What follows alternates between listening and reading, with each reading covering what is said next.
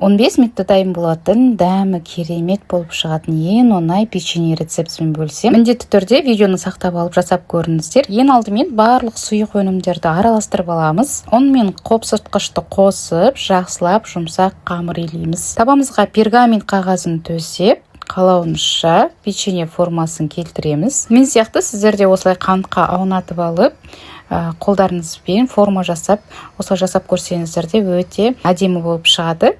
Келесіде мен қасықтың көмегімен осылай жүрікше жасап, ортасына джем қолдандым. Келесі печеньеге мен ортасына мейізді қостым. Сіздерде шоколад болса, шоколадный кружкада қосып жүрсеңіздер, өте әдемі болып шығады. Осылай қалаған формада печенье жасасаңыздар болады. Алдын ала пешімізді 180 градусқа қыздырып, 15 минутқа печеньелерді пісіріп алатын боламыз. Сіздер менен осы қамырдан 25 штук шықты. Сіздер де жасап көріңіздер, өте дәмді болып шығады.